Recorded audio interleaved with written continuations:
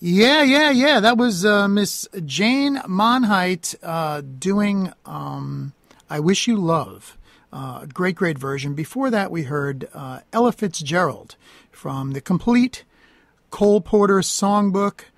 Just one of those things, one of Jane's influences and one of our favorites here. And we started off that set there with Jane doing Cheek to Cheek, and we are extremely lucky right now to have Miss Jane Monheit on the line with us. Jane will be doing a benefit show this Sunday for the Bay, the Friends of the Arts over at the Bay over there. And Jane, thank you so much for being on Finn's Revolution on WUSB. Well, thanks for having me. Yeah, it's very exciting to have you on, and a big fan. You have as you know, you've been told a million times, a lovely, beautiful voice, and arrangements are great. Very passionate singer. Just you'd bring all the right attention, much like Ella Fitzgerald, and in many ways. And maybe you could talk. Maybe we could start out a little bit talking about some of your influences growing up as you've developed your style. Well, Ella was certainly one of them. I was really probably influenced by most of the great jazz singers in one way or another. I got that music from my mother's side of the family, from my grandparents who were in Belmore, and also a lot of musical theater from that side. So I was influenced as well by singers like Judy Garland and Bernadette Peters, and I think that lends a very sort of expressive element to the way I tend to interpret songs.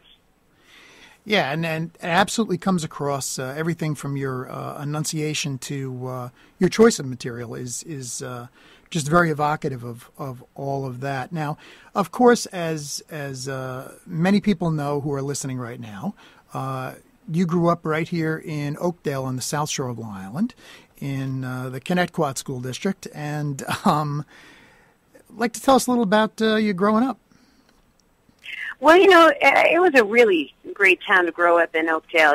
Canal system through the whole town, so we had a boat slip in the backyard. I spent half of my childhood, out on the Great South Bay, fishing and swimming and, running around on the beach all the time and then, having access to New York City. And I moved to the city when I was 17 to go to college because I was already so comfortable there. And, so it was really, really nice growing up on Long Island. And going to Connecticut was important for me, too, because, at that time, the 80s and the 90s, there was the most incredible music department there. I mean, I had unbelievable teachers that, not only taught me many things, but truly believed in me. And, even my academic teachers always made me feel like I was going to be able to make it in show business if I wanted to. And that was a really important thing for me growing up.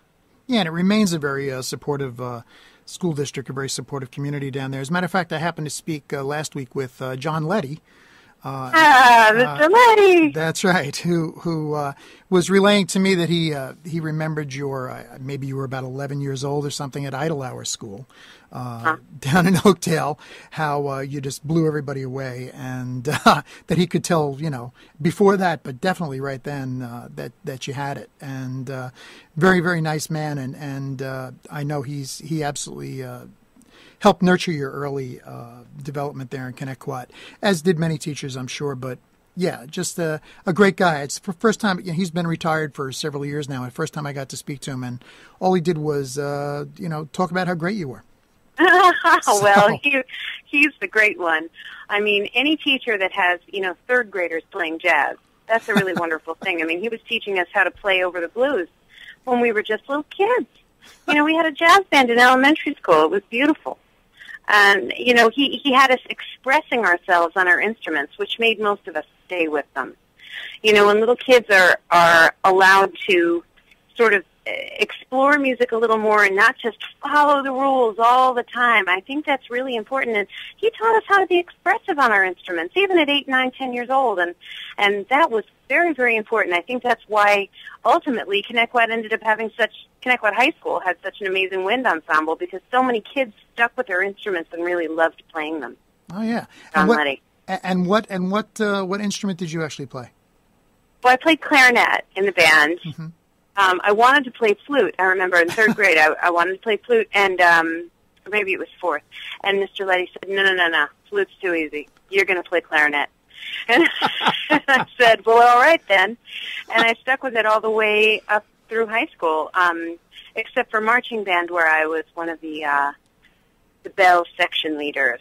I was very fancy with my glockenspiel and the parades. So, yeah. Did you get a chance to go to the Hofstra Battle of the Bands and all those kinds of things? Oh, indeed. Yes, I did. 3 years in a row and marched in the St. Patrick's Day Parade in the rain. And, oh, yeah, I worked that marching band uniform for 3 years.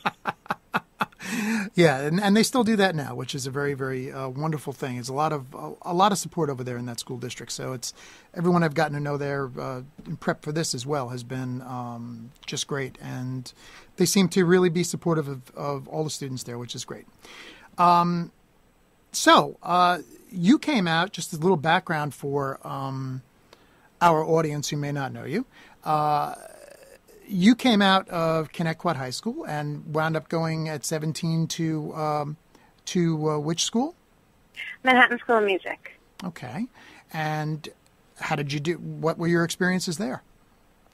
It was great. You know, it was important as a jazz musician to get settled in New York City, you know, as young as possible, because, you know, you can go to a university and study jazz and learn about it from a technical standpoint and all of that, and that's all well and good.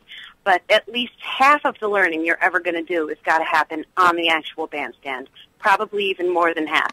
You have to be able to put all that technical stuff to work every day. You got to be up there playing with the guys, working in front of a crowd, hearing the music happen around you rather than just reading about it or listening to records.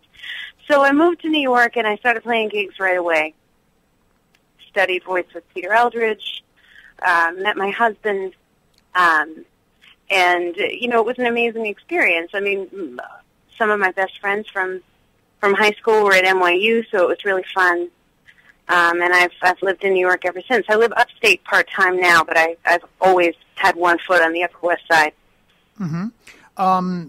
So obviously your husband, and also your drummer, I have to tell you, there's nothing like, there's probably nothing like being married to your percussionist, because it's you can really control things that way. Well, I mean, he's not in the band because he's my husband. I always just feel that I need to make that clear to everybody, because it would be an easy assumption to make that I give him the gig because I'm married to him, but that's really not the case. I believe he's one of the absolute greatest drummers on the planet, especially for a vocalist. And, you know, he's always wanted to play with singers. He's a bit of a child prodigy and has been playing professionally, playing shows and things since he was 7 years old.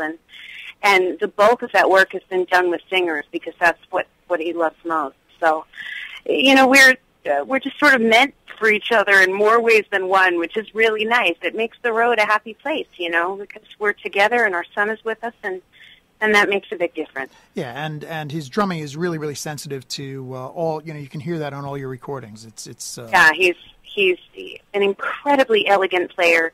He approaches his instrument in a very sensitive way. He plays like a gentleman. You know, right. He's a great accompanist for a singer, and that's important. But he never babysits me. You know, he'll play figures and things behind me that are as hip as anybody, because he knows I can handle it. And, you know, he grooves his tuchus off. So it's just perfect all around, really. So this week, this Sunday coming up, you have a benefit show you're doing for the Bay Area Friends of the Fine Arts, yes. Which is something you've been involved with for a very long time. And it's going to be over at the Gateway Playhouse down in Bellport. And it's going to be with your full band, right? Yes, it'll be with my full band, which is a piano trio, you know, from New York, guys I've been with for a very, very long time. They play on all the albums. They're brilliant. And, you know, I'm excited to do this show. BAFA's a really wonderful organization. I used to sing in the choir when I was in high school. My mother's been in the choir for at least 20 years. Oh. And I have a lot of other friends in the choir as well, you know, the close friends of our family.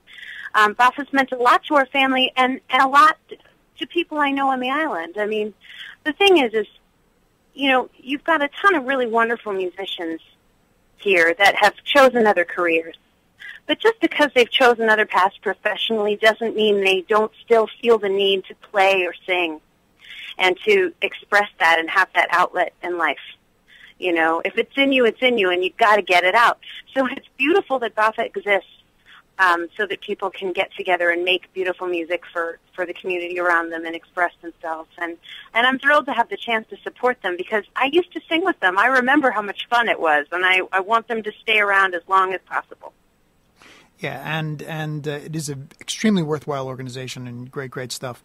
So we'll talk about a little more of that in one moment. But is there a new album coming out, Jane, or what's going on with the new record? I'm recording in the fall, so I'm not sure of the exact release time yet, but I would imagine early 2013.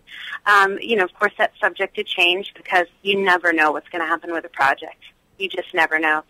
But right now, the plan is to record in the fall and have an album out, you know, in early 2013, which is great because it's been a minute since Home came out, but we've been on the road nonstop. There's been no time to stop and make a record. We've just been touring ever since, you know. So, are you taking some kind of off and make the record? Yeah, are you taking some kind of a different angle on the record, or because you've always taken little turns? I don't want to talk too much about it yet in case things change. Okay. You know, I don't want to discuss the concept and things too much because everything could change tomorrow. I don't want to say I'm doing one thing and then do another, but I have some ideas. But, you know, it's going to be a Jane record. It won't be anything too completely different because I got to be myself. You know, so you know there's going to be some beautiful ballads and some stuff like that, and you know that my band will be there. I can say that I'm co-producing with the great, brilliant, genius Gil Goldstein, so I'm terribly excited about that. And so, yeah, I'll know more when I'm in the actual studio doing it. Are you recording it in New York? Can you tell us that? Always, yeah. I always record in New York because it's home. You know, it's important to be able to, you know, go home at night and get the pressure off and, you know, sleep in your own bed and stuff like that. You know, when you're making a record, you got to be centered. Centered and comfortable, sure. And also you mentioned earlier, you know, congratulations on your son and all that, and that's a wonderful thing for both of you. Congratulations. Thank you. How's your son growing up? Are you making him? Are you exposing him to lots of music? Oh, he's exposed to everything all the time. I mean, he's growing up in show business. The arts are all around him, whether it's music or film or books or whatever. He's surrounded by everything, and so, you know, he'll choose his own path. We're not pressuring him into music. We're not, you know, getting all Suzuki with him or anything like that. You know, we're not starting him on anything this young. We're just going to let him sort of choose his path the way my husband and I were allowed to choose ours within our musical family. Yeah. You know, and he loves to sing, he loves to play drums, he loves to dance, he loves to do a lot of different things. But he's only just been 4 for 2 months, so he's got all the time in the world. Well, that's an excellent way to get started, you know, just being exposed to everything in the world, and that's really, really nice. So you're doing 2 sets this Sunday, right? Well, I'm usually the way I like to structure a concert like this is, you know, it's a concert with an intermission. It's not like that's like at a club. You know, it's not like there will be 2 audiences or anything like that. It's a concert with an intermission. So, yeah, that's probably what I'll do. That's what I normally choose to do for a concert in the theater. It's nice to have the intermission. Everybody likes to think about what they just heard for a minute, talk for a second, you know. And it's a little breather. It's nice. Yes, it's a lovely place. It's going to be a really beautiful show. Steinway has, you know, lent us a stunning piano to use for the night. It's really going to be a lovely affair. And the VIP tickets are fabulous, too, because they include, you know, a meet and greet before the show with me, and there's going to be wine and hors d'oeuvres, and it's just going to be a really beautiful night and support of a wonderful organization. So I really think it's going to be just lovely all around. And for anybody who's interested in getting tickets and finding out the various options, the VIP tickets, the standard tickets, and there's a fantastic student price for tickets there. So those of you listening out there, maybe in the Connecticut School District, can head right over to BAFFA, that's BAFFA.org, and get some more information on this whole event. It's right there on their cover page, and you can definitely get yourself some tickets and head down there on Sunday. And it's an amazing, worthwhile cause, which is the most important thing. But the wonderful benefit is you'll get a great show from Jane Monheit and her band, which should be fantastically awesome and just beautiful. The thing is, too, is that, we play a lot in New York City, but we almost never make it to Long Island. This is a very, very rare occasion that we're playing a show on the island. So if you're a Long Islander that isn't too big of a fan of getting on the LARR, this is the show to come to. Jane, let me ask you a question. I don't know if you get asked this a lot or not, but I know you listen to obviously lots and lots of jazz vocalists, jazz instrumentals, things like that. What's your guilty pleasure? What music do you listen to that we might not think you listen to? Oh, dude, like hair metal, like Dave. Although I can't even say that's guilty pleasure because it's just fabulous. I mean, if I was going to really say guilty pleasure, I'd say just like total pop music. Okay. Like if I'm at the gym, there's like Britney Spears and Lady Gaga and Katy Perry in my earphones. I know it's totally weird for me, but you know what? I totally dig the production on today's pop music. The technology, all the work that goes into that side of things is really interesting. I love the big sound. It's so different from these, small, warm acoustic records that I make. So it's just fun for my ears. It's like going to see a big popcorn movie in the summer. Right. It's just like that. Well, I have to tell you, Jane, we're gonna get people out there this Sunday to BAFA, and all of you out there listening, make sure you check it out, the Gateway Playhouse, BAFA.org. That's BAFFA.org. And Jane, I just want to extend to you, anytime you're out on the island visiting your mom or whatever you're doing, you're always welcome to come by the show, and we can host a jazz show or maybe a Brittany show together. Awesome. Anytime. Jane, thank you so much for your time, and keep doing a great work. Well, thank you so much. Thank you. Bye-bye.